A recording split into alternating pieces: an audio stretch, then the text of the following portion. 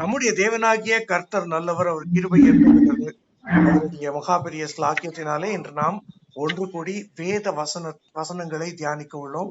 கடைசி காலங்களை குறித்து வரும் தீர்க்க தரிசனங்கள், இயேசு சொன்ன தீர்க்க தரிசனங்கள் வருகிறது. ஓப்பனிங் பிரேயர் பண்ணுங்க, அதுக்கப்புறமா நம்ம ஆரம்பிக்கலாம். நன்றி சொல்றாப்பா, நன்றி நன்றி தகப்பனே. இந்த அருமையான காலை வேளைய உங்களுடைய ஆளுகைக்கு ஒப்புக்கொள்கிறோம்ப்பா.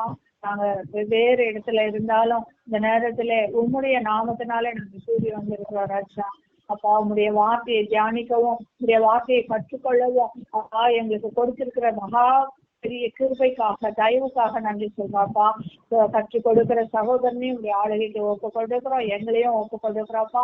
இதற்கு விரோதமான எல்லா அந்தகார வல்லமைகளை அப்புறப்படுத்துகிறோம் அப்பா. இந்த கனெக்ஷன் எல்லாம் உங்களுடைய கருத்துல ஒப்பு கொடுக்கிறப்பா.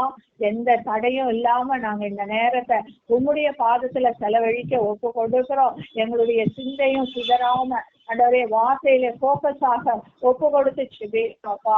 வேற எந்த சிந்தையோ அண்டவரே தூக்கத்தின் ஆவியோ பலவீனத்தின் ஆவியோ எங்களை தொடாதபடி, சிந்தனைகளை சிதறடிக்கிற வல்லமைகள் வராதபடி உங்களுடைய ஆளுகைக்கு ஒப்பு கொடுத்து செபிக்கிறேன். பொறுப்படுத்திக் கொள்ளுங்க. இயேசுவின் இன்ப நாமத்திலே செபிக்கிறேன் பிதாவே, ஆமென். ஆமென். ஓகே, மத்தேயு 24 முதல் 2 வசனங்களை மட்டும் படிங்க. ஏன்னா அது வந்து 23 தொடர்ச்சி என்பதால நீங்க முதல் 2 வசனம் மட்டும் யாராவது படிங்க.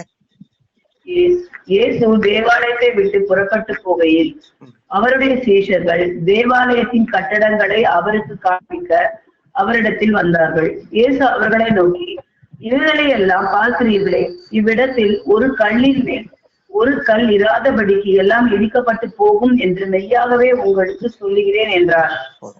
பாருங்க, இந்த இடத்துல இயேசு முந்தின அதிகாரத்துல பார்த்தோம், ஐயோ ஐயோ ஐயோ ஐயோ ஐயோ ஐயோ ஐயோன்னு வேதப்பாரகரையும் பரிசேயரையும் திட்டினதை பார்த்தோம்.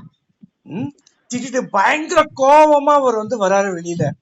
மத்தேயு இது பண்றத பொறுத்து இது மத்தேயு அவரை காட்டுவது யாராக காட்டுகிறாரு? ராஜாவாக காட்டுகிறார். இயேசுவை ராஜாவாக காட்டுகிறார். பயங்கர கோபமாக வர்ற போது சீஷர்களுக்கு என்ன பண்றது தெரியல. அந்த கோபத்தை ஏதாவது ஒரு டிஸ்ட்ராக்ஷன் கொடுத்தா சரியாகுமோ அப்படின்னு சொல்லிட்டு சீஷர்கள், இந்த கல்லுகள் எப்படிப்பட்டது? மற்ற சுவிசேஷத்துல வரும்போது பாப்பீங்க, இந்த கல்லுகள் எப்படிப்பட்டது அப்படின்னு கேட்கிற மாதிரி வரும் அப்படின்னு சொல்லிட்டு, இந்த கல்லுகள் எப்படிப்பட்டது அப்படின்னு ஒரு தீர்க்கதரிசனம் சொல்றாரு. இதெல்லாம் பாக்குறீங்களாடா, இந்த பாக்குறதுல ஒரு கல்லின் மேல் ஒரு கல் இராதபடி எல்லாம் இடிக்கப்பட்டு போகும் அப்படின்னு ஒரு தீர்க்க தரிசனம் சொல்றாரு. இந்த தீர்க்க தரிசனம் கிபி 70ஆம் ஆண்டில் நிறைவேறியது. சாலமோன் ஆலயம், ஏரோது புதுப்பித்த சாலமோனின் ஆலயம் ஒரு கல்லின் மேல் ஒரு கல் இராதபடிக்கு அவர்கள் இடித்து போட்டார்கள். யாரு? ரோமர்கள் இடித்து போட்டார்கள். ரோமர்கள் ஏன் ஒரு கல்லின் மேல் ஒரு கல் இராதபடிக்கு இடித்து போட்டார்கள் என்றால், அவர்கள் ஆலயத்தை தீக்கிரையாக்கும் பொழுது ஆலயத்தில் இவர்கள் யார், இந்த வேத பாரகர் பரிசேயர் சதுசேயர்லாம் சேமித்து வைத்திருந்த பொன். அதாவது நம்ம மத்தேயு 23 பார்த்தோம், ஒருவன் தேவாலயத்தின் பேரில் சத்தியம் செய்தால் ஒன்றுமில்லை, ஆனால் தேவாலயத்தின் பொன்னின் மேல் சத்தியம் செய்தால் அவன் குற்றவாளி அப்படின்னு சொல்றாங்களே. இந்த பொண்ணு வந்து உருகி போய் ஒரு இதுலயும் இடுக்குலயும் போய் இருந்துச்சான், ஒரு கல்லுகளின் இடுக்குல போய் இருந்துச்சு. அதனால அந்த ரோம வீரர்கள் அந்த பொன்னை கவர்ந்து கொள்ளும்படியாக ஒரு கல்லின் மேல் ஒரு கல் இராதபடிக்கு மொத்தமா இடிச்சு அந்த பொண்ணை அவர்கள் ரெக்கவர் செஞ்சாங்க. இது ஹிஸ்டாரிக்கல் ரோமன் ரெக்கார்ட். இந்த தீர்க்க தரிசனம் நிறைவேறியது. ஏன்னா மார்க்லயும் லூக்லயும் வர்ற போது இந்த மத்தேயு 23க்கு 24க்கு நடுவுல ஒரு சாண்ட்விச் ஒண்ணு வரும். அந்த சாண்ட்விச் தான் வந்து விதவை வந்து 2 காசு போடுற சாண்ட்விச் வரும். அது அங்க வர்ற போது அங்க ஏன் அவர்கள் எழுதினார்கள் அப்படிங்கறத கர்த்தர் உங்களுக்கு சொல்லி கொடுப்பாரு. இங்க அது தேவையில்லைன்னா இங்க ராஜாவாக காண்பிக்கிறார். பயங்கர கோபமா வர்ற போது பாக்குற அந்த ஒரு சிச்சுவேஷனை நீங்க பாத்துக்கங்க. நீங்க எப்படி இதை வந்து உருவகப்படுத்தணும்னா, இயேசு வந்து ஐயோ ஐயோ ஐயோன்னு அவங்க எல்லாம் திட்டிட்டு தேவாலயத்துல இருந்து வெளியே வர்றாரு. வெளியே வரும்போது அவரை டிஸ்ட்ராக்ட் பண்றதுக்காக, ஆண்டவரே கோபமா இருக்கிறீங்க, கோபம் இல்லாம பாருங்க, இந்த கல்லுகள்லாம் எப்படி இருக்கு பாருங்க, தேவாலயம் எப்படி இருக்கு பாருங்க, இது நம்ம பிதாவுடைய தேவாலயம் இல்லையா அப்படின்னு டிஸ்ட்ராக்ட் பண்ண போற போது வர்ற ஒரு இதுவா நீங்க பார்க்கணும் இத. ஓகேவா? வர்ற ஒரு தீர்க்க தரிசனமாக ஒரு விஷயம் சொல்றாரு. இந்த தீர்க்க தரிசனம் நிறைவேறி விட்டது என்பதையும் நாம் அறிந்து கொள்ள வேண்டும். இந்த ஆலயத்தை திருச்சபையாகிய ஆலயத்தோட ஒப்பிடக்கூடாது. நம்முடைய சரீரத்தோட, அவருடைய கிறிஸ்துவின் சரீரமாகிய சபையோட ஒப்பிடக்கூடாது அப்படிங்கிறதுக்காக தான் இதை ஏற்கனவே நடந்து முடிந்து விட்டது என்று உங்களுக்கு நான் சொல்லிக் கொடுக்குறேன். ஏன்னா இயேசு இந்த தேவாலயத்தை இடித்து போடுங்கள், நான் 3 நாளில் கட்டுவேன் அப்படின்னு யோவான்ல வர்றதுக்கும் இதுக்கும் கனெக்ஷன் கொடுக்க கூடாது அப்படிங்கிறதுக்காக தான் உங்களுக்கு தெளிவாக சொல்றேன். நிறைவேறின தீர்க்க தரிசனம் இது அப்படின்றத. அப்ப அது வேற இது வேறையா? அங்க யோவான்ல சொன்னது தன்னுடைய சரீரமாகிய ஆலயத்தை, அவருடைய சரீரமாகிய ஆலயத்தை, அதுவும் திருச்சபை கிடையாது. ஆனாலும் இந்த சூழ்நிலைதான் சொல்றாரு இல்லையா? இந்த சூழ்நிலையில இல்லதான், அதுக்குதான் சொல்றேன். அது ஃபர்ஸ்ட் கிளென்சிங் அப்புறமா சொல்றது. யோவான்ல வர்றது சவுக்கு எடுத்து அடிச்சார்ல, அதுக்கப்புறமா சொல்றது. ஓகேவா? இங்க சவுக்கு எடுத்துல அடிக்கல, அப்ப முன்னாடியே வருது. அந்த பவனிக்கு பிறகு ஓசன்னா பவனில இன்னும் லேட்டரா வருது. முதல் பஸ்கா பண்டிகை, இயேசு ஊழியத்துக்கு முதல் பஸ்கா பண்டிகைக்கு முன்பேயே அவர் தேவாலயத்தை சுத்திகரித்தார்.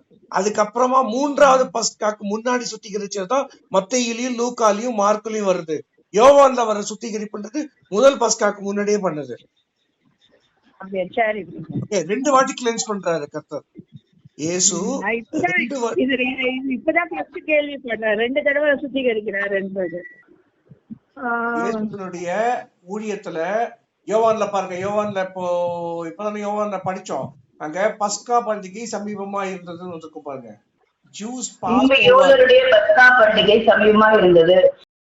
இயேசுனுடைய ஊழியத்துல முதல் பஸ்கா பண்டிகை இது. ஓகேவா? இவர் பஸ்கா பண்டிகையில இருந்து பஸ்கா பண்டிகை வச்சுதான் நம்ம 3.5 வருஷம் அப்படின்றதே கணக்கிடுறோம். அவர் உலகத்துல அவரு மாம்சத்தில் ஊழியம் செய்த நாட்கள் 3.5 வருஷம் நம்ம கணக்கிடுறது இந்த பஸ்கா பண்டிகை வச்சுதான் கணக்கிடுறோம். 2 வாட்டி கிளென்ஸ் பண்ணாருன்ற மட்டும் தெரிஞ்சா போதும். முதல் வாட்டி கிளென்ஸ் பண்ற போது சவுக்கு எடுத்து அடிச்சு கிளென்ஸ் பண்றாரு. அடுத்த வாட்டி கிளென்ஸ் பண்ற போது சவுக்கு அடிக்கல, வெறும்னு அப்படியே தொட்டி விட்டுறாரு. இதை மட்டும் புரிஞ்சுக்கிட்டா போதும்.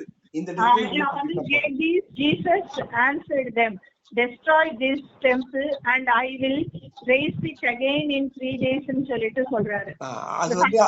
அது என்ன எதுக்கு சொல்றாருன்னு போட்டுருக்கு தெளிவா. கீழே பாத்தீங்கன்னா அவருடைய சரீரத்தை குறித்து அவர் சொல்லுகிறார். அதாவது நீங்க என்ன சாகடிங்க, 3 நாளா நான் எழுந்திருப்பேன்னு சொல்றது. அது வரைக்கும் மத்திய 24 வர்றதையும் கனெக்ட் பண்ணக்கூடாது அப்படின்றதுக்காக சொல்றேன். மத்திய 24 வர்றது சாலமன்ஸ் டெம்பிள், அதாவது நெகேமியா காலத்தில் கட்டப்பட்ட 2வது டெம்பிள். அது ஏரோது விரிவாக்கம் பண்ணி கட்டின டெம்பிள். ஹெரோட்ஸ் டெம்பிள் ஹிஸ்டாரிக்கலி ஏரோதினுடைய தேவாலயம், ஏரோதின் தேவாலயம் ஹிஸ்டாரிக்கலி இருக்கிற செகண்ட் டெம்பிள் பீரியட் அப்படிங்கிறது எஸ்ரா காலத்திலிருந்து அது கிபி 70 வரைக்கும் செகண்ட் டெம்பிள் பீரியட் யூத சரித்திரத்துல. 3ஆம் வசனத்துல இருந்து கடைசி வசனம் வரைக்கும் யாராவது படிங்க. இதுக்கு பேரு ஒலிவெட் டிஸ்கோர்ஸ் அப்படின்னு பேரு. ஏன் ஒலிவெட் டிஸ்கோர்ஸ்னா ஒலிவ மலையில் இயேசு இவைகளை சொல்லுகிறார் அப்படிங்கிறதுனால. ஓகே, படிங்க. பின்பு அவர் ஒலிவ மலையின் மேல் உட்கார்ந்திருக்கையில் சீஷர்கள் அவரிடத்தில் தனித்து வந்து, இவைகள் எப்பொழுது சம்பவிக்கும்? உம்முடைய வருகைக்கும் உலகத்தின் முடிவுக்கும் அடையாளம் என்ன? எங்களுக்கு சொல்ல வேண்டும் என்றார்கள். இயேசு அவர்களுக்கு பிரதியுத்திரமாக, ஒருவனும் உங்களை வஞ்சியாதபடிக்கு எச்சரிக்கையாயிருங்கள். ஏனெனில் அநேகர் வந்து என் நாமத்தை தரித்து கொண்டு நானே கிறிஸ்து என்று சொல்லி அநேகரை வஞ்சிப்பார்கள். யுத்தங்களையும் யுத்தங்களின் செய்திகளையும் கேள்விப்படுவீர்கள். கலங்காதபடி எச்சரிக்கையாயிருங்கள். இவைகள் எல்லாம் சம்பவிக்க வேண்டியதே, ஆனாலும் முடிவு உடனே வராது. ஜனத்துக்கு விரோதமாக ஜனமும் ராஜ்யத்துக்கு விரோதமாய் ராஜ்யமும் எழும்பும். பஞ்சங்களும் கொள்ளை நோய்களும் பூமி அதிர்ச்சிகளும் பல இடங்களில் உண்டாகும். இவைகள் எல்லாம் வேதனைகளுக்கு ஆரம்பம். அப்பொழுது உங்களை உபத்திரவங்களுக்கு ஒப்பு கொடுத்து உங்களை கொலை செய்வார்கள். என் நாமத்தின் நிமித்தம் நீங்கள் சகல ஜனங்களாலும் பகைக்கப்படுவீர்கள். அப்பொழுது அநேகர் இடரல் அடைந்து ஒருவரை ஒருவர் காட்டி கொடுத்து ஒருவரை ஒருவர் பகைப்பார்கள். அநேக கள்ள தீர்க்கதரிசிகளும் எழும்பி அநேகரை வஞ்சிப்பார்கள். அக்கிரமம் மிகுதியாவதினால் அநேகருடைய அன்பு தணிந்து போகும். முடிவு பரியந்தம் நிலை நிற்பவனே ரட்சிக்கப்படுவான். ராஜ்யத்தின் இந்த சுவிசேஷம் பூலோகம் எங்கும் உள்ள சகல ஜாதிகளுக்கும் சாட்சியாக பிரசங்கிக்கப்படும். அப்பொழுது முடிவு வரும். மேலும் பாழாக்குகிற அருவருப்பை குறித்து தானியேல் தீர்க்கதரிசி சொல்லி இருக்கிறானே, வாசிக்கிறவன் சிந்திக்க கடவன். நீங்கள் அதை பரிசுத்த ஸ்தலத்தில் நிற்க காணும் போது யூதேயாவில் இருக்கிறவர்கள் மலைகளுக்கு ஓடி போக கடவார்கள். வீட்டின் மேல் இருக்கிறவன் தன் வீட்டிலே எதையாகிலும் எடுப்பதற்கு இறங்காதிருக்க கடவன். வயலிலே இருக்கிறவன் தன் வஸ்திரங்களை எடுப்பதற்கு திரும்பாதிருக்க கடவன். அந்நாட்களிலே கர்ப்பவதிகளுக்கும் பால் கொடுக்கிறவர்களுக்கும் ஐயோ! நீங்கள் ஓடி போவது மாறி காலத்திலாவது ஓய்வு நாளிலாவது சம்பவியாதபடிக்கு வேண்டிக் கொள்ளுங்கள். நீங்கள் ஓடி போவது மாறி காலத்திலாவது ஓய்வு நாளிலாவது சம்பவியாதபடி வேண்டிக் கொள்ளுங்கள். ஏனெனில் உலகம் உண்டானது முதல் இதுவரைக்கும் சம்பவித்திராததும் இனிமேலும் சம்பவியாததுமான மிகுந்த உபத்திரவம் அப்பொழுது உண்டாயிருக்கும். அந்நாட்கள் குறிக்கப்படாதிருந்தால் ஒருவனாகிலும் தப்பி போவதில்லை. தெரிந்து கொள்ளப்பட்டவர்களின் நிமித்தமோ அந்த நாட்கள் குறைக்கப்படும். அப்பொழுது இதோ கிறிஸ்து இங்கே இருக்கிறார், அதோ அங்கே இருக்கிறார் என்று எவனாகிலும் சொன்னால் நம்பாதேயுங்கள். ஏனெனில் கள்ள கிறிஸ்துகளும் கள்ள தீர்க்கதரிசிகளும் எழும்பி கூடுமானால் தெரிந்து கொள்ளப்பட்டவர்களையும் வஞ்சிக்கத்தக்கதாக பெரிய அடையாளங்களையும் அற்புதங்களையும் செய்வார்கள். இதோ முன்னதாக உங்களுக்கு அறிவித்திருக்கிறேன். ஆகையால் அதோ வனாந்தரத்தில் இருக்கிறார் என்று சொல்வார்களானால் புறப்படாதிருங்கள். இதோ அரை வீட்டிற்குள் இருக்கிறார் என்று சொல்வார்களானால் நம்பாதிருங்கள். முன்னால் கிழக்கிலிருந்து தோன்றி மேற்கு வரைக்கும் பிரகாசிக்கிறது போல் மனுஷகுமாரனுடைய வருகையும் இருக்கும். பிணம் எங்கேயோ அங்கே கழுகுகள் வந்து கூடும். அந்நாட்களில் உபத்திரவம் முடிந்த உடனே சூரியன் அந்தகாரப்படும், சந்திரன் ஒளியை கொடாதிருக்கும், நட்சத்திரங்கள் வானத்தில் இருந்து விழும், வானத்தின் சத்துவங்கள் அசைக்கப்படும்.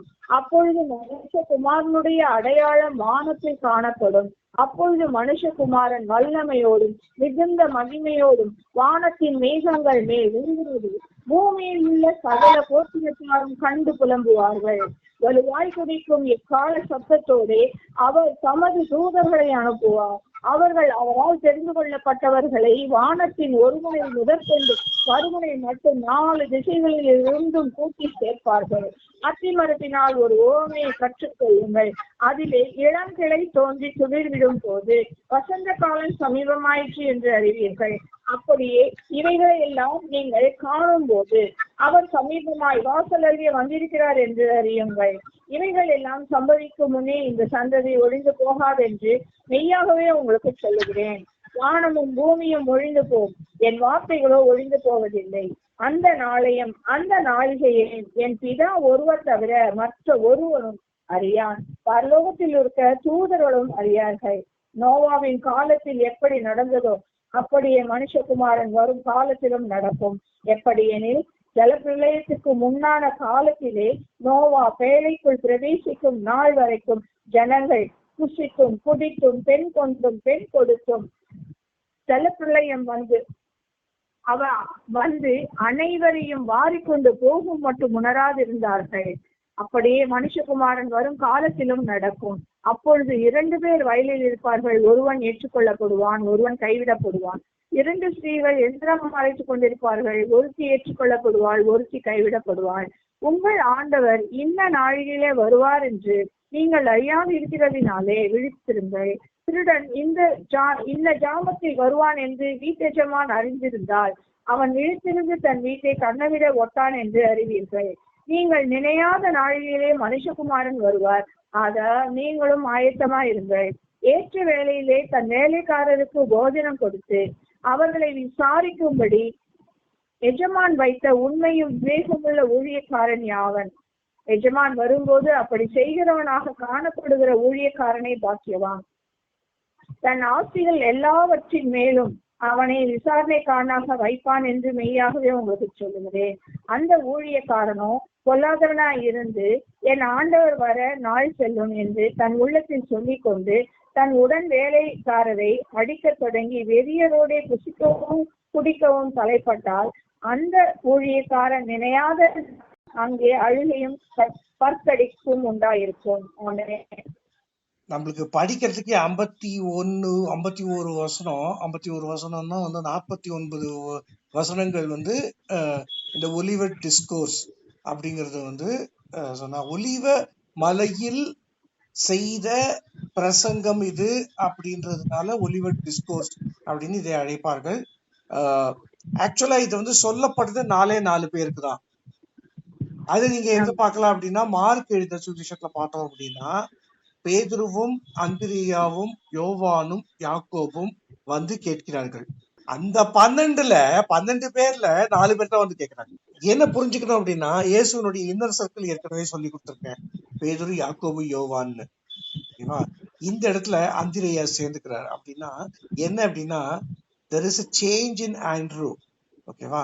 கர்த்தர் வந்து இந்த மாதிரி சொல்றாரு அப்படின்னு ஏதோ ஒண்ணு இருக்கு அப்படின்னு சொல்லிட்டு கர்த்தர் உணர்த்தி Andrew also joins the inner circle.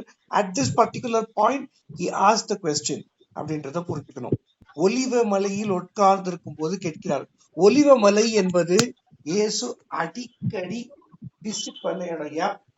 எப்ப எல்லாம் எருசலேம்ல இருக்காரோ அப்ப எல்லாம் ஒலிவ மலைக்கு போயிடுவாரு. கெத்செமனே தோட்டம் கூட அவர் வழக்கமாக போகிற தோட்டம் அப்படின்னு நம்ம மற்ற விஷயங்கள்ல பார்ப்போம். அவர் வழக்கமாக போற தோட்டம். அதனாலதான் யூதாஸுக்கு அவர் அங்கதான் போவாரு அப்படின்றது தெரிஞ்சிருக்கும். அதனாலதான் அங்க வந்து காட்டி கொடுத்தான் அப்படின்றது வந்து நமக்கு வந்து அடுத்து வர்ற சாப்டர்ஸ்ல நம்ம பார்ப்போம். நம்ம ஒலிவமலை கிறிஸ்துவ இறையியல் கற்றல் மையம், Mount of Olives Christian Theological Learning Centre தான் இந்த ஊழியத்தோட பேரு. எதற்காக ஒலிவமலை வச்சுப்பேன்? இயேசு எப்போ எருசலேமுக்கு வந்தாலும் அவர் வந்து ஒலிவமலைக்கு போயிடுவாரு. அவருக்கு வழக்கமாக இருந்த இடம் கெத்செமனே. அதனால ஒலிவமலை என்பது இயேசுனுடைய வாழ்க்கையில் மிக மிக முக்கியமானது. மேலும் நாம் சகரியாவில் பார்க்கிறோம், கர்த்தருடைய return will be on ஒலிவமலை. The second coming, second advent of Jesus Christ will be in the Mount of Olives. Mount of Olives will break into two. வடது தென்புறமாக அது 2ஆக உடையும் அப்படிங்கறத வந்து சகரியால நம்ம பார்க்கிறோம். அது மட்டும் இல்ல, இந்த ஒலிவமலையிலிருந்து தான் இயேசு பரலோகத்துக்கு எடுத்துக்கொள்ளப்பட்டார். Naming the ministry why Mount of Olives தான் இயேசுக்கு ரொம்ப ரொம்ப பிடித்தமான ஒரு இடமாக ஒலிவமலை இருக்கு. இவரு ஒலிவமலையில போய் ஏன் இதெல்லாம் பிரதர் எங்களுக்கு சொல்றீங்க அப்படின்னா, இதுக்கு முன்னாடி கோபமா இருந்தவரு ஒலிவமலைக்கு போய் அவர் வழக்கமா அந்த சூழலை போனவொன்னு ரிலாக்ஸ் ஆயிட்டாரு. அதனால்தான் பின்பு அவர் ஒலிவமலையின் மேல் உட்கார்ந்து இருக்கையில் வந்து கேட்கிறாங்க. ரிலாக்ஸ் ஆயிட்டாரு. ரிலாக்ஸ் தான். ஓகே, நீங்க வந்து எருசலேமுடைய இதை பாத்தீங்க அப்படின்னா, வரைபடத்தை பாத்தீங்கன்னா எருசலேமுக்கு கிழக்கே ஒலிவமலை இருக்கும். ஓகேவா? கிட்டத்தட்ட ஒரு 2 to 3 கிலோமீட்டர்ஸ் டிஸ்டன்ஸ். ஓகே, அது வந்து எருசலேம்ன்றது வந்து ஒரு மலையில கட்டப்பட்டதால நீங்க சீயோன் மலையில இருந்து இறங்கி வந்து மறுபடியும் மலை ஏறணும், பள்ளத்தாக்குல வந்து மலை ஏறணும். ஓகேவா? அதான் வந்து ஒலிவமலையோட கன்ஸ்ட்ரக்ஷன். நீங்க கூகுள் மேப்ஸ்ல இப்ப கூட போய் போட்டு பார்க்கலாம். ஓகேவா? Al-Aqsa mask to Gethsemane garden என்ன டிஸ்டன்ஸ் அப்படின்னு பாத்தீங்க அப்படின்னா உங்களுக்கு வந்து ரொம்ப அழகா தெரியும். திரையில் போட்டு பாத்தீங்கன்னா மேலே இருந்து கீழே இறங்கி கீழே இருந்து மறுபடியும் மேலே ஏறணும். இந்த இதுல வந்து அவர் வந்து கொஞ்சம் காம் ஆயிடுறாரு. காம் ஆனதுக்கு அப்புறமா போய் கேக்குறாங்க, உம்முடைய வருகைக்கும் உலகத்தின் முடிவுக்கும் அடையாளம் என்ன அப்படின்னு கேக்குறாங்க. சோ இவைகள் எல்லாத்தையும் இயேசு அவர்களுக்கு பிரதியுத்தரமாக சொல்லுகிறார். திஸ் டிஸ்கோர்ஸ், இதுல நான் செலக்டட் வெர்சஸ் மட்டும் உங்களுக்கு எக்ஸ்பிளைன் பண்றேன்.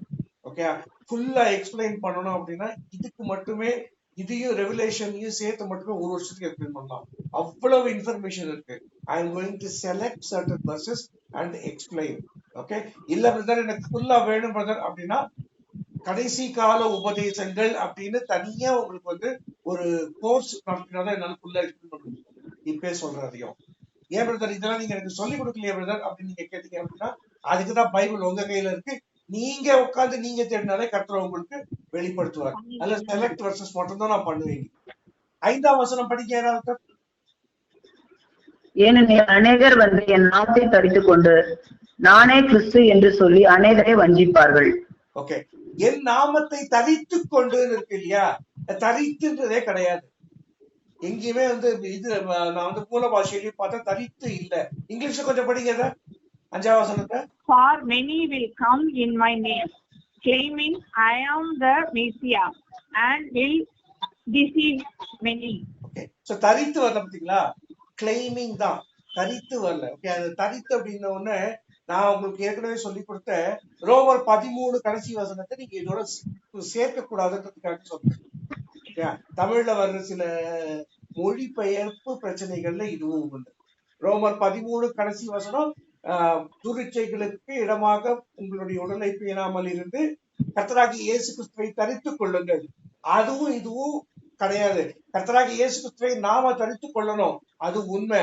ஆனா நாமத்தை தரித்துக் கொண்டு, நாமத்தை எடுத்துக்கொண்டு அப்படின்னு பாக்கணும். நம்ம இது குளோதிங் கிடையாது. தரித்துக் கொண்டு அப்படிங்கறத புரிஞ்சுக்கணும்.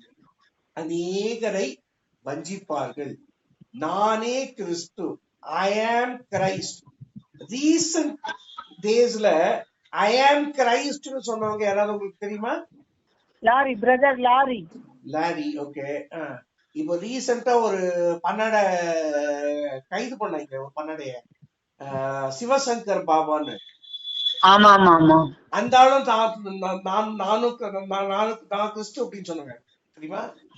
நாம ஏன் அப்படின்னா நானே கிறிஸ்து என்று சொல்லி, அபிஷேகிக்கப்பட்டவன் நானே என்று சொல்லி, எந்த ஊழியக்காரெல்லாம் என் மேல அபிஷேகம் இருக்கு ஜாக்கிரதையாருன்னு சொல்றானோ அவன் எல்லாமே இந்த இதுக்குள்ள வருவான். ஏன்னா அபிஷேகம் என்பது எல்லா ஜனங்களுக்கும் ஆனது அப்படின்றத புரிஞ்சுக்கணும்.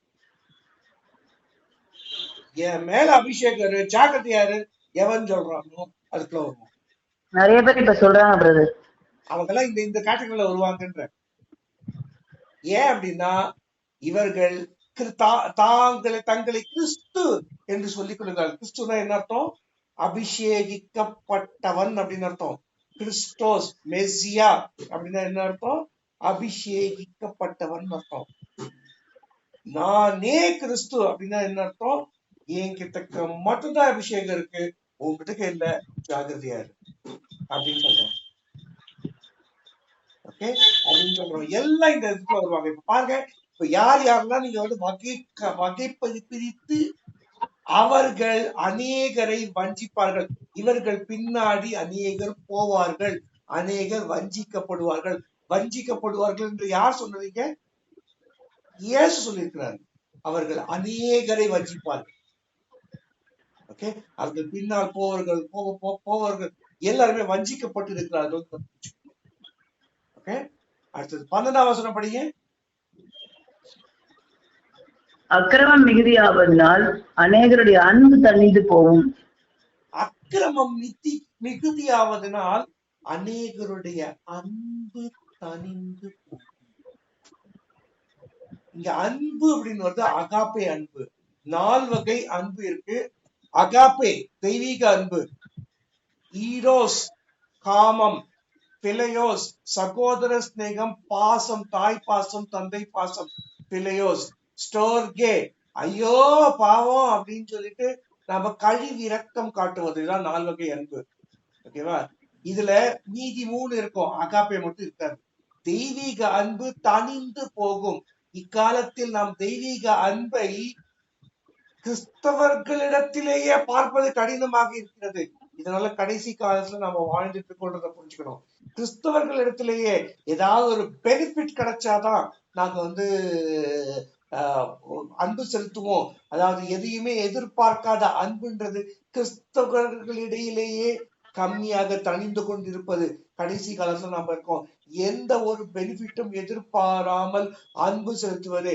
அன்பு சகலத்தையும் தாங்கும், அன்பு சகலத்தையும் விசுவாசிக்கும், அன்பு இருமாப்பா இராது.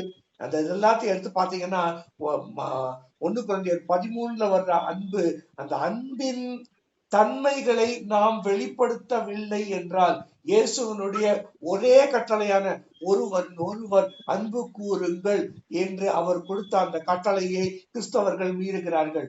நாம் மீறுகிறோம். நாம எங்கெங்கெல்லாம் வந்து அந்த அன்பின் தன்மைகளை விட்டு நம்ம போறோமோ, 1 கொரிந்தியர் 13 ஒரு அன்பின் தன்மை நமக்கு ரொம்ப அழகாக ஆவியானவர் நமக்கு 1 கொரிந்தியர் 13 எங்கெங்கெல்லாம் விட்டு விலகிறோமோ அங்கெங்கெல்லாம் கிறிஸ்துவின் ஒரே கட்டளை, நம்ம கொடுத்திருக்கிற ஒரே கற்பனை என்ன?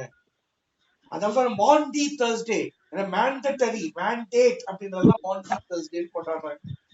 ஓகே, அந்த வியாழன் அன்றுதான் இயேசு இந்த ஒரே கட்டளையை கொடுக்கிறார். Is மேண்டேட்டிங் you to love each other. Agape அன்பு. அந்த அகாப்பே அன்பு கிறிஸ்தவர்களிடத்தில் எப்படி இருக்கணும்? எப்படி பிரதர் அகாப்பே அன்பு காமிக்கிறது அப்படின்னு கேட்டீங்கன்னா 1 கொரிந்தியர் 13 அதெல்லாம் அழகா கர்த்தர் நமக்கு விவரிச்சு சொல்றாரு. அந்த அன்பு தணிந்து கொண்டிருப்பதை நாம் இன்றைய நிலைமையில் பார்க்கிறோம். இன்றைய நிலைமையில கிறிஸ்தவர்களிடையே பார்க்கிறோம். புறஜாதிகளை விட்டுடுங்க, அவங்களுக்கு தேவனுடைய அன்பை ருசி பார்க்காதவர்கள், தேவனுடைய நல்ல ஈவையும் அன்பையும் ருசி பார்த்த கிறிஸ்தவர்களிடையே இந்த அன்பு ஏன் குறையுது அப்படின்னா, அக்கிரமம் மிகுதியாகுது. எங்க அக்கிரமம் அப்படின்னா, இயேசு சொல்றாரு, அக்காலத்திலே என்னை நோக்கி கர்த்தாவே கர்த்தாவே உம்முடைய நாமத்தினாலே தீர்க்க தரிசனம் உரைத்தோம் அல்லவா, உம்முடைய நாமத்தினாலே பிசாசுகளை துரத்தினோம் அல்லவா அப்படின்றவருக்கு இயேசு என்ன சொல்றாரு? என்னை விட்டு அகன்று போங்கள் அக்கிரம செய்கைக்காரரே அப்படிங்கிறாரு. யூ ஈவில் டூவர்ஸ் அப்படின்னு வரும். ஈவில் டூவர்ஸ் கிட்டக்க அன்பு இருக்காது. இந்த மாதிரியான ஈவில் டூவர்ஸ் கிட்டக்க அன்பு இருக்காது. தேவ சாயலான அன்பை நீங்கள் சோதித்து அறியுங்கள். எச்சரிக்கை எச்சரிக்கை எச்சரிக்கை. 14ஆம் வசனம் படிக்குமா? ராஜ்யத்தினுடைய இந்த சுவிசேஷம் பூலோகம் எங்கும் உள்ள சகல ஜாதிகளுக்கும் சாட்சியாக பிரசங்கிக்கப்படும், அப்போது முடிவு வரும். ஓகே, சுவிசேஷம் உலகம் ஃபுல்லா பரம்பிடுச்சா? பரவிட்டு இருக்கேன். இப்போ பரவிட்டு இருக்கு. சரி, ஃபுல்லா பரவிட்டா முடிவு வந்துருமே, அதனால பரவலன்னு சொல்லுவேன். இந்த ஜாதிகள் அப்படின்றத வந்து நம்ம வந்து நேஷன்ஸ் அப்படின்னு பார்க்க கூடாது. இங்க பாருங்க, இதுல ஜாதிகள் அப்படிங்கறது வந்து ஒய்கோமெனே அப்படின்ற வார்த்தை, ஒய்கோமெனே அப்படின்ற இது வார்த்தை பயன்படுத்தப்பட்டிருக்கு கிரேக்கத்துல. சரியா? ஒய்கோஸ் அப்படின்னா டுவெல்லிங், வசிப்பிடம் என்ற அர்த்தம். இப்ப சொல்லுங்க, ஒவ்வொரு வீட்டுக்கும் gospel has to be breached. ஒவ்வொரு வீட்டுக்கும், நாட் ஜஸ்ட் நேஷன். நேஷன் அப்படின்னு பாத்தீங்கன்னா எல்லையை குறிச்சு இந்தியாவுக்கு சுவிசேஷம் வந்தாச்சு அப்படின்னீங்க. இந்தியாவுல சென்டினல்னு ஒரு டிவி இருக்கு தெரியுமா? இந்தியன் எல்லைக்குள்ள தெரியுமா தெரியாதா? சென்டினல்னு ஒரு டிவி இருக்கு. தெரியாது. அந்த தீவை நாங்க இப்போ ஒரு லிங்க் அனுப்புறேன். அந்த லிங்க் வந்து அப்புறமா படிச்சு பாருங்க. ஓகே, அந்த தீவுக்கு போய் சுவிசேஷம் சொல்லுவதற்காக ஒரு இவாஞ்சலிஸ்ட் போறாரு. அவங்கள கொல்றாங்க. எப்ப தெரியுமா? ரீசெண்டா ஒரு 2-3 years முன்னாடி நடந்திருக்கு. சரியா? US tourist killed by tribe in Andaman and Nicobar North Sentinel Islands அப்படின்ற ஒரு லிங்க் அனுப்பியிருக்கு. அப்புறமா படிச்சு பாருங்க. இப்ப படிக்கணும்ன்ற அவசியம் இல்லை, அப்புறமா படிச்சு பாருங்க. So each and every human's dwelling should know that the redemption from the sins is only through Jesus Christ. அதுதான் completion of gospel. அந்த நிலைமை வர்ற வரைக்கும் முடிவு கொஞ்சம் கம்மியா தான் இருக்கும். ஆனா அதுக்காக நம்ம வந்து ஏன் முடிவுதான் இன்னும் வரலையேப்பா அப்படின்னு சொல்லிட்டு நம்ம லாக்ஸா இருக்கக்கூடாது அப்படிங்கிறதுக்காக தான் அதுக்கு அடுத்து வர்ற வசனங்கள் வந்து தானியேலின் பாழாக்கும் அருவருப்பு. அது வந்து நான் உங்களுக்கு வந்து இதுல சொல்லி கொடுக்குறேன். வெளிப்படுத்தின விசேஷம் வரும்போது தானியேலின் 70 வாரங்கள் உங்களுக்கு சொல்லிக் கொடுப்பேன். அப்போ அது சொல்லிக் கொடுக்குறேன். இப்போ வந்து அதை வந்து பார்க் பண்றேன். தானியேல் தீர்க்க தரிசனம் தானியேலுக்கு மட்டுமே ஒரு 3 to 4 கிளாஸஸ் நம்ம எடுத்து அதுக்கப்புறமா தான் அதை சொல்லி தர முடியும்னால வேணா அதனுடைய வர்சஸ் எங்க இருக்கு அப்படின்னா தானியேல் 9-12 வர்ற வர்சஸ் இருக்குங்க. ஓகே, பாழாக்கும் ஒரு உறுப்பு தானியேல் 9 தானியேல் 12 வரைக்கும் இருக்கிற அந்த 4 சாப்டர்ல நீங்க தானியேலுடைய பாழாக்கும் ஒரு உறுப்பு அப்படின்றத நீங்க படிச்சு வச்சுக்கோங்க. அப்புறமா உங்களுக்கு சொல்லித்தரேன். I am not going to tell you today. அப்புறம் இங்க ஓடி போக கடவர்கள், யூதேயாவில் இருக்கிறவர்கள் மலைகளுக்கு ஓடி போக கடவர்கள் அப்படின்னும், நீங்கள் ஓடி போவது மாறி காலத்திலாவது ஓய்வு நாளிலாவது சம்பவியாதபடி வேண்டிக் கொள்ளுங்கள். இது என்ன பிரதர் ஓடி போக சொல்றாரு இல்லையோ அப்படின்னா, வெளிப்படுத்தின விசேஷம் 12க்கும் இதுக்கும் கனெக்ட் பண்ணி சொல்லி கொடுப்பேன். இது யூதர்களுக்கானது, இது திருச்சபைக்கானது கிடையாது. ஏன் திருச்சபைக்கானது கிடையாது அப்படிங்கிறதையும் உங்களுக்கு தெளிவாக வெளிப்படுத்தின விசேஷம் வரும்போது சொல்லி கொடுக்குறேன். இதை வந்து இப்போதைக்கு ஓடி போக கடவர்கள் அப்படின்னு சொன்னதை மட்டும் நீங்க வச்சுக்கோங்க. நீங்க வந்து Revelation 12 comes, I will explain it to you why this is only for the Jews அப்படின்னு. 23ஆம் வசனம் படிக்குமா? அப்பொழுது இதோ கிறிஸ்து இங்கே இருக்கிறார், அதோ அங்கே இருக்கிறார் என்று எவனாகிலும் சொன்னால் நம்பாதே இருங்கள். 24 படிங்க.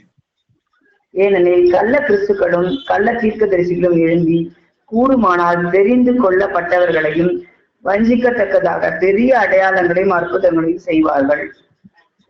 இயேசு கிறிஸ்து ரொம்ப தெளிவாக சொல்ற ஒரு தீர்க்க தரிசனம் இது. கள்ள கிறிஸ்துக்கள், அதாவது தங்களை தாங்களே அபிஷேகிக்கப்பட்டவர்கள் என்று அறிவிக்கும் கள்ளர்கள், கள்ள தீர்க்கதரிசிகள். தீர்க்கதரிசிக்கு உங்களுக்கு அழகா சொல்லி கொடுத்துருக்கேன். Even NST sister nose. தீர்க்கதரிசி என்றால் தீர்க்க தரிசனம்னா வரும் காரியங்களை அறிவிப்பது கிடையாது. பாடல் பாடுவது, துதிப்பது எல்லாமே தீர்க்க தரிசனத்துல வரும் சொல்லி கொடுத்த ஞாபகம் இருக்கா?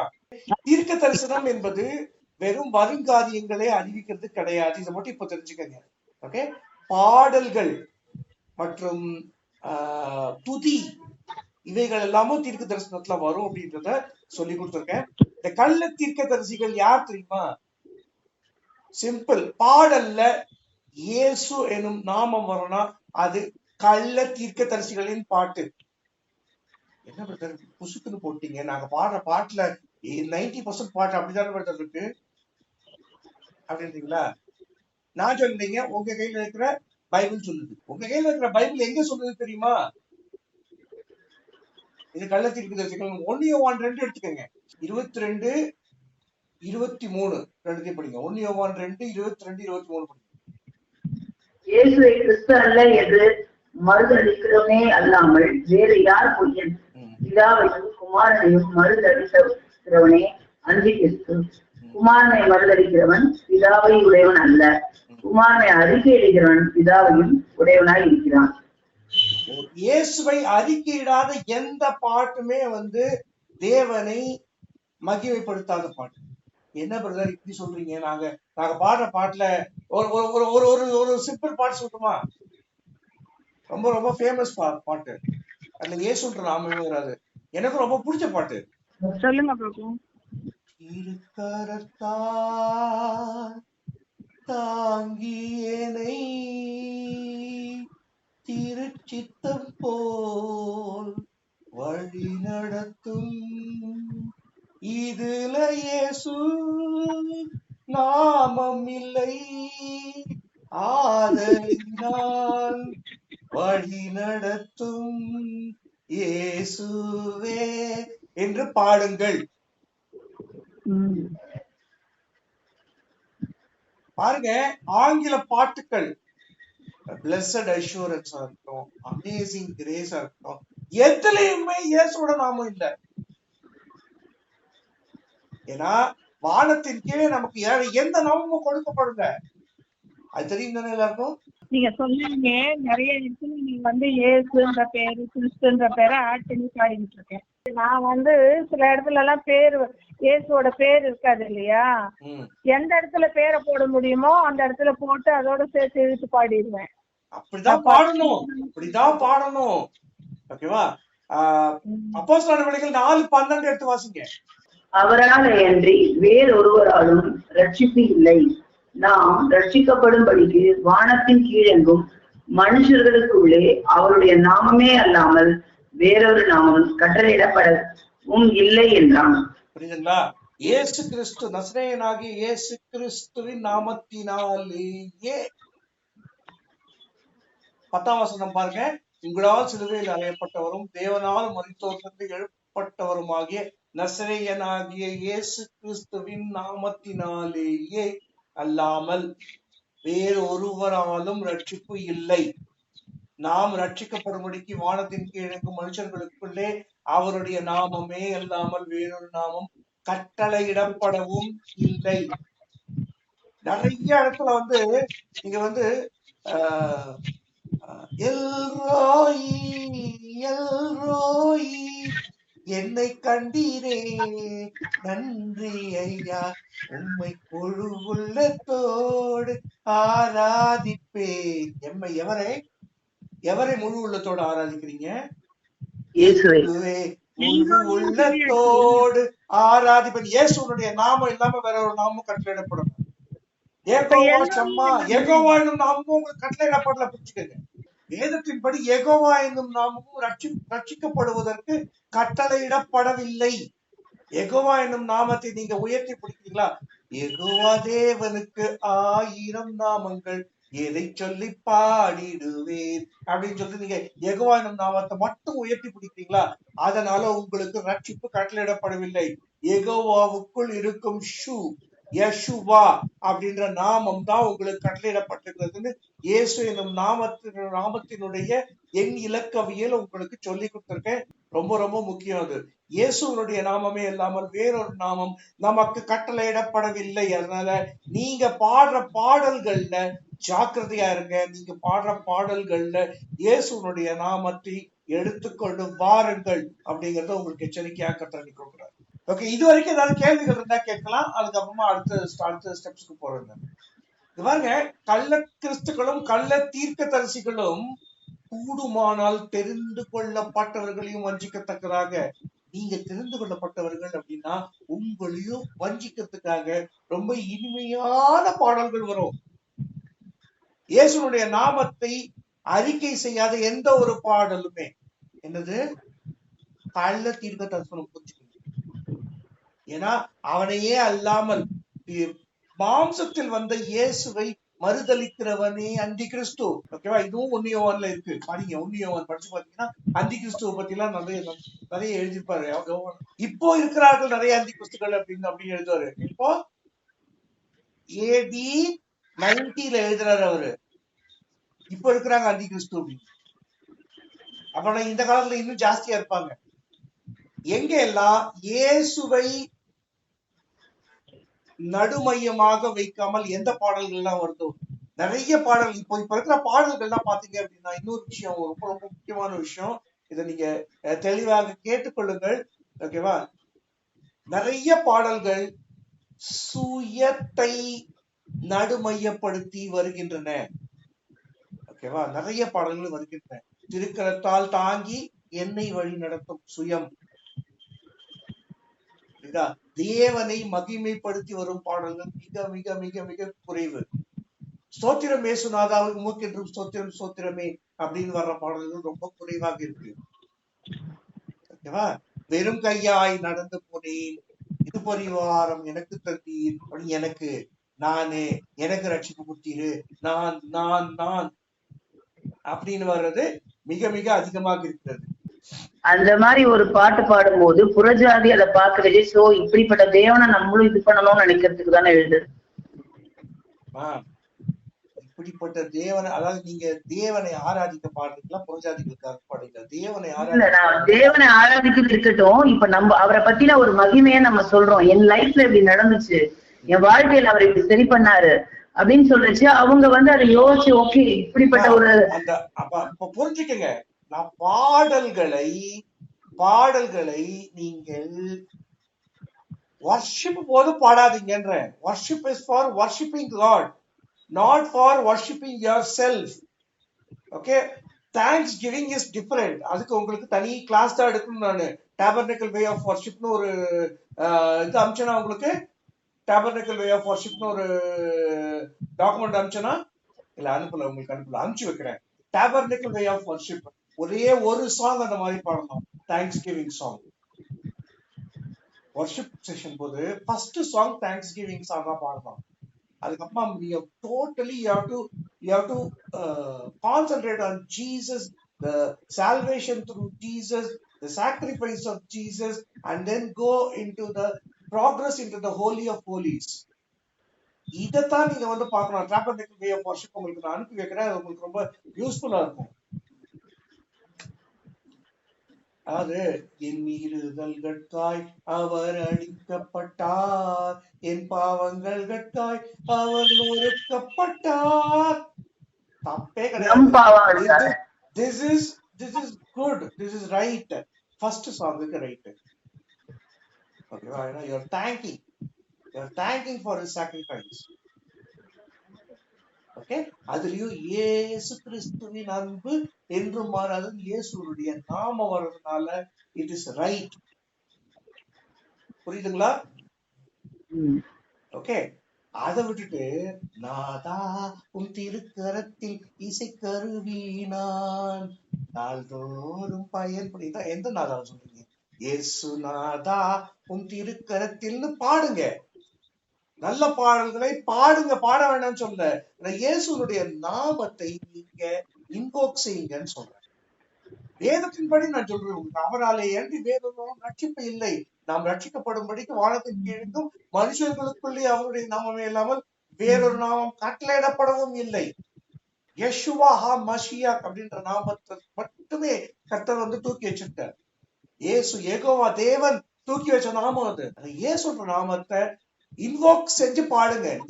நல்ல பாடல்கள் இருக்குன்னா, ரஹ்மான் சையா பாடின பாடல்கள் எக்கச்சக்கமா இருக்கு. இயேசு என்னும் நாமத்தை இன்வோக் பண்ணி பாடுங்கன்னு சொல்றேன். நான் இப்ப பாட்டு எல்லாமே ஆல்மோஸ்ட் ரஹ்மான் சையா பாட்டு தான் எல்லாரும். ஓகே, அதான் அடையாளங்கள் அற்புதங்கள் பின்னாடி போகக்கூடாது. நாம் ஏன் போகக்கூடாது அப்படின்றதுக்கான செய்தியை கொடுக்கிறாரு. ஏன்னா இந்த கிறிஸ்துகளும் தெரிந்து கொள்ளப்பட்டவர்களையும் வஞ்சிக்கத்தக்கதாக பெரிய அடையாளங்களையும் அற்புதங்களையும் செய்வார்கள். ஓகேவா? அடையாளங்கள் அற்புதங்கள் பின்னாடி கிறிஸ்தவம் கெட்டு அழிஞ்சிட்டு இருக்கிற காலம் இது. என்ன சொல்றாரு? எப்படி சுகமாக சுகமாச்சுன்னா, எவன் சுகம் ஆனானோ அவனுக்கு லாபம். சுகமாக்கினவனுக்கு ஏதாவது லாபமா? ஒண்ணும் கிடையாது. பார்த்துட்டு இருக்கிறவனுக்கு ஏதாவது லாபமா? விசுவாசம்னா கொஞ்சம் பெருகலாம், டெம்பரரி பீரியட், அவ்வளவுதான். அதுக்கப்புறமா போராட்டம் இருக்கவே இருக்கு நமக்கு. சாத்தகனோட தினம் தினம் நமக்கு போராட்டம் இருக்கவே இருக்கு. அதனால அடையாளங்கள் அற்புதங்களுக்கு பின்னால நாம போகக்கூடாது. ஏன்? அவர்கள் கள்ள கிறிஸ்துக்களாகவும் கள்ள தீர்க்க தரிசிகளாகவும் இருக்கிறதுக்கு சான்ஸ் இருக்கு. அதனால நான் இந்த பிரதர் வந்து இந்த அடையாளங்களையும் அற்புதங்களையும் செய்கிறவர்களை வந்து நியாயம் தீர்க்கிறார். நான் நியாயம் தீர்க்கலைங்க. இயேசு சொல்றாரு, கூடுமானால் தெரிந்து கொள்ளப்பட்டவர்களையும் வஞ்சிக்கத்தக்கதாக பெரிய அடையாளங்களையும் அற்புதங்களையும் செய்வார்கள். அப்போ நாம ஜாகிரதையா இருக்க வேண்டியது அடையாளங்கள் அற்புதங்கள் பின்னால் நம்ம போகக்கூடாது. 27வது வசனத்துல இயேசு வந்து தன்னுடைய வருகையை குறித்து சொல்லுகிறார். அங்க வந்து 28வது வசனத்துல வந்து பிணம் எங்கேயோ அங்கே கழுக்குகள் கூடும் அப்படின்னு சொல்றது வந்து யோபுல இருந்து எடுத்தாள்றாரு கர்த்தர். யோபு 39வது அதிகாரத்துல பிதாவாகிய தேவன் பேசுவதாக வரும் கழுகை பற்றி வரும்போது பிணம் எங்கேயோ அங்கே கழுகுகள் வந்து சேரும் அப்படின்ற அந்த வசனத்தை இயேசு இங்கே எடுத்தாளுகிறார். இது வந்து மின்னல் கிழக்கில் இருந்து தோன்றி மேற்கொரியும் பிரகாசிக்கிறது போல மனுஷகுமாரனுடைய வருகையும் இருக்கும். இது வந்து எதை குறிக்கிறது அப்படின்னா, இது எடுத்துக்கொள்ளப்படுதல் வருகையும் குறிக்கிறது. ஓகே, இது எடுத்துக்கொள்ளப்படுகிற வருகையை கொடுக்கிறது. இது எல்லாருக்கும் தெரியதான் வராரு இயேசு அப்படிங்கிறத நம்ம புரிஞ்சுக்கணும். ரகசிய வருகைன்னு எவனாவது சொன்னா ரகசியமே கிடையாது. அதுல இருக்கிற ஒரே ரகசியம் அவர் வர்ற நாள் தான். பிதாவை தவிர யாரும் அறியார்கள், தேவதூதர்களும் அறியார், ஆட்கள் வர்றபோது குமாரனும் அறியாருன்னு இருப்பாங்க. சில மேனுஸ்கிரிப்ட்ல இல்ல அது. சோ யாருக்கும் தெரியாது, பிதாவுக்கு மட்டும்தான் தெரியும் சொல்றாரு. இயேசு உலகத்துல இருந்தபோது அவருக்கும் தெரியாதுதான். ஏன்னா அவரும் 100% ஹியூமனா தான் இருந்தார். ஓகே, எல்லாருக்கும் தெரிய இயேசுவனுடைய எடுத்துக்கொள்ளப்படுதல் வருகை புரிஞ்சுக்கங்க. அந்நாட்களில் உபத்திரவம் முடிந்த உடனே சூரியன் அந்தகாரப்படும், சந்திரன் ஒளியை கொடாதிருக்கும். 29ஆம் வசனம் படிச்சுட்டு இருக்கேன். நட்சத்திரங்கள் வானத்திலிருந்து விழும், வானத்தின் சத்துவங்கள் அசைக்கப்படும். ரொம்ப ரீசெண்டா நடந்த ஒரு விஷயம் உங்களுக்கு ஞாபகப்படுத்துறேன். சோலார்ல கருந்துளை ஏற்பட்டிருக்கு to the size of 20 times of earth size. பூமியின் அளவின்படி 20 மடங்கு அளவுக்கு பெரிய ஒரு கருந்துளை ஒண்ணு ஏற்பட்டிருக்கு. கருந்துளைன்னா என்ன பிரதர், எனக்கு தெரியாது பிரதர் அப்படின்னா ஒரு இது ஒண்ணு, ஒரு ஆர்டிகிள் ஒண்ணு அனுப்புறேன், தமிழ்ல தான் இருக்குது, அதை பாருங்க. It's called sun spot. அவை என்னன்னா மற்ற இடங்களை விட, மற்ற இதை விட இந்த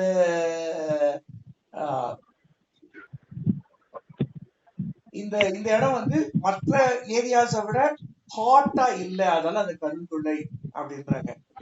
சூரியன் அந்தகாரப்படுறது வேதத்துல சயின்டிபிக் ப்ரூஃப் உங்களுக்கு நான் கொடுத்துட்டு இருக்கேன். ஓகேவா, சயின்டிபிக் ப்ரூஃப்.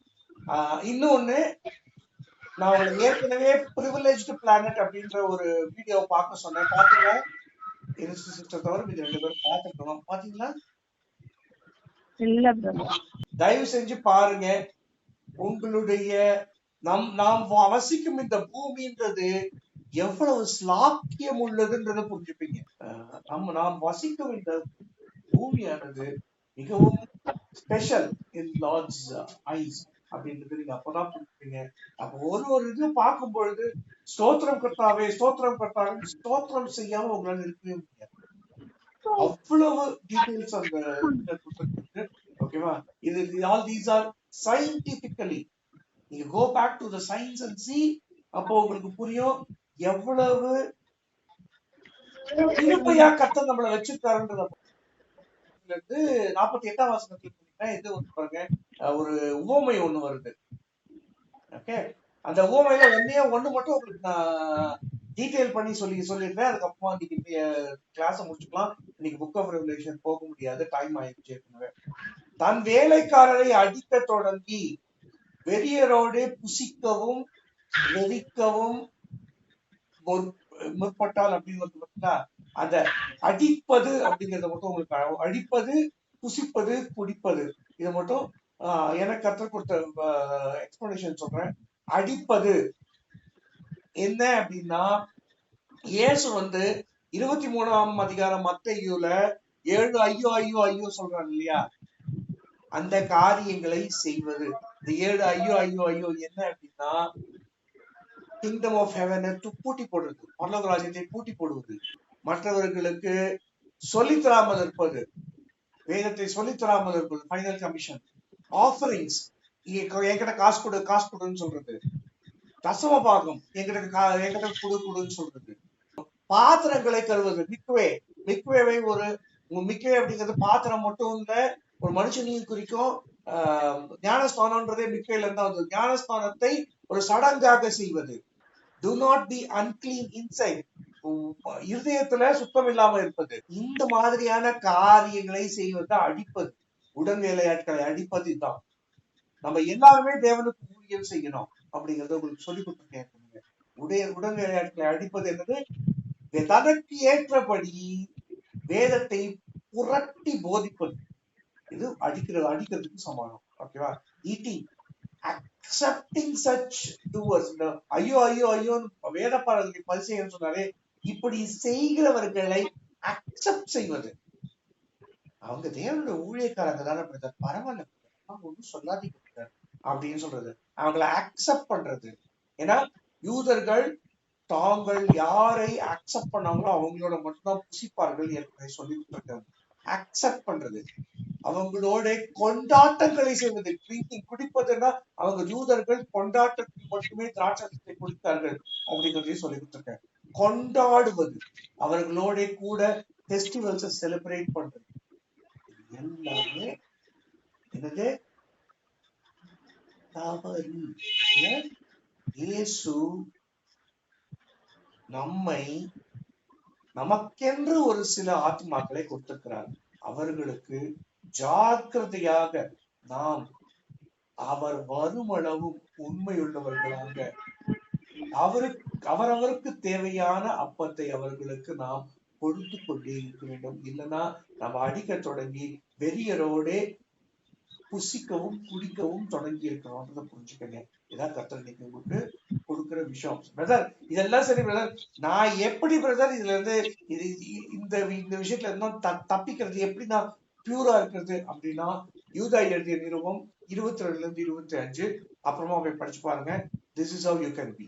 ஓகே, அதாவது நீங்கள் பகுத்தறிவு உள்ளவர்களா இருந்து பகுத்து அறிந்து நாம் இருக்க வேண்டும். அதான் பகுத்தறிவு உள்ளவன் தான் மத்தத்தையோ சீஷன் என்பதை ஏற்கனவே சொல்லிக் கொடுத்தார். பகுத்தறிவுவாதி தான் சீஷன். சிலருக்கு இரக்கம் பாராட்டி சிலரை அக்னியிலிருந்து இழுத்து விட்டு பயத்தோட ரட்சித்து மாம்சத்தால் கரைப்பட்டிருக்கிற வஸ்தரையும் வெறுத்து தள்ளுங்கள். வழுவாதபடி உங்களை காக்கவும். யாரு? வழுவாதபடி என்னை காக்கவும். சொல்லுங்க, வழுவாதபடி என்னை காக்கவும். சொல்லுங்க, வழுவாதபடி என்னை காக்கவும். மற்ற 2 பேர் தூக்கிட்டாங்களா? வழுவாதபடி என்னை காக்கவும். யாரை காக்குறாரு? என்னை காக்கிறார். வழுவாதபடி எங்களை காக்கவும், தமது மகிமையுள்ள சன்னிதானத்திலே மிகுந்த மகிழ்ச்சியோட எங்களை மாசற்றவர்களாய் நிறுத்தவும் வல்லமை உள்ளவரும் தாம் ஒருவரே ஞானம் உள்ளவருமாகிய நம்முடைய இரட்சகராகிய தேவனுக்கு கனமும் மகத்துவமும் வல்லமையும் அதிகாரமும் இப்பொழுதும் எப்பொழுதும் உண்டாவதாக. ஆமென். நம்மை வழுவாதபடி காக்கிறவர் நம்மேல் கிருபையாய் இருந்து நம்மை ரட்சிக்கிற தேவன் ஒருவரே. இதை அறிக்கை செஞ்சுக்கிட்டே இருங்க. என்னை வழுவாதபடி காக்கிறவர், என்னை வழுவாதபடி காக்கிறவர் அறிக்கை செஞ்சுக்கிட்டே இருந்தீங்கன்னா இந்த அதிகாரத்துல வந்த எல்லா கடைசி கால விஷயங்களும் பார்த்தோம் அப்படின்னா ஒவ்வொன்னா நடந்துட்டு இருக்குது. பூமி எதிர்ச்சிகள் நடந்துட்டு இருக்குது. ராஜ்யத்துக்கு விரோதமாக ராஜ்யம். ரீசெண்டா பாக்குறோம், ரஷ்யாவும் உக்ரைனும் வந்து அடிச்சுக்கிறாங்க, சிரியாவும் இஸ்ரேலும் அடிச்சுக்கிறாங்க. ரீசெண்ட் நேத்திக்கு நடந்தது, சிரியா மேல இஸ்ரேல் நேத்திக்கு நடந்த விஷயம். இந்த மாதிரியான விஷயங்கள் நம்ம பார்த்துக்கிட்டு இருக்கிறோம். இதுல எல்லாத்துலயும் நாம வழுவாதபடிக்கு மகிமையுள்ள இயேசு கிறிஸ்துவனுடைய சன்னிதானத்தில் நம்ம இப்போது நிறுத்த வல்லவர் நம்முடைய கிருபையுள்ள தேவன் ஒருவர் மட்டுமே அப்படிங்கறத அறிக்கை செஞ்சுக்கிட்டே இருந்தோம்னாலே ஓகே. கள்ள தீர்க்கதரிசிகள், கள்ள கிறிஸ்துக்கள், இவங்க எல்லாரையும் அடையாளம் கண்டு அவர்களிடமிருந்து விலகுங்கள். ஓகே, ரொம்ப முக்கியம். ஏன்னா நம்ம அவர்களிருந்து, ஏன்னா நம்ம வந்து நமக்கு வேதம் சொல்லி கொடுக்கறதே விலகி ஓடணும்னு சொல்லி கொடுத்துருக்கு. பாவத்தை கண்டு விலகி ஓடணும். அதே சாத்தானுக்கு எதிர்த்து இருக்கணும். சாத்தானை கண்டு ஓடக்கூடாது. நம்ம 2 உல்டாவா பண்ணிட்டு இருக்கோம். ஐயோ பாவம் பிரதர், அவங்களுக்கு தெரியாம தானே பண்றாங்க, அவங்களோடயே பயணிக்கிறோம். ஓகே, அது தவறு. அவர்களை விட்டு விலகி ஓடணும். பாவத்தை விட்டு விலகி ஓடணும். சாத்தானுக்கு எதிர்த்து நின்னா போதும், அவன் ஓடி போடுவான். எச்சரிக்கை எச்சரிக்கை எச்சரிக்கை. மீண்டுமாக இந்த அதிகாரத்தை படிங்க. படிச்சு ஒரு வசனமும் பார்த்தா தியானிங்க. உங்களுக்கு இதை விட அதிகமாக கர்த்தர் வந்து டெஃபினட்டா உங்களுக்கு வந்து வெளிப்பாடுகளை தருவார். நான் உங்களுக்கு ஒரு சில பார்ட்ஸ் மட்டும் நான் கர்த்தர் எதெல்லாம் கொடுக்க சொல்லிருக்காரோ அதை மட்டுமே நான் உங்களுக்கு கேள்விகள் ஏதாவது கேட்கலாம். இல்லைன்னா நீங்க இதுல இருந்து இன்னைக்கு நீங்க இதுல கத்துக்கிறது என்ன அப்படின்னா, இயேசுனுடைய நாமம் இல்லாத பாட்டெல்லாம் ஜாக்கிரதையா இருக்கணும். அங்க நல்ல பியூட்டிஃபுல் இசையா இருக்கும். இசையெல்லாம் அப்படியே அபிஷேகம் பொங்கி வெளியிடறதா இருக்கும். புரிஞ்சுக்கங்க, அது கள்ள மேசியா. ஓகே, அப்போ இயேசுடைய நாமத்தை நீங்க இன்வோக் பண்ணி பாடிடுங்க. இது ரொம்ப ரொம்ப முக்கியம். நிறைய இதுல வந்து அதே போல செல்ஃப் சென்டர்ட் பாட்டுக்களை நம்ம வந்து தவிர்க்கிறது நல்லது ஆராதனை செஷன்ஸ்ல. ஓகே. நம்மளுடைய பர்சனல் டைம்ல தேங்க்ஸ் கிவிங்காக சொல்றோம், கர்த்தாவே என்னை ரட்சித்து நன்றி தகப்பனே அப்படின்னு சொல்றோம், அது வேற. ஓகேவா? ஆனா ஆராதனை டைம்ல செல்ஃப் சென்டர்டு பாட்டுகளை தவிர்க்கிறது நல்லது.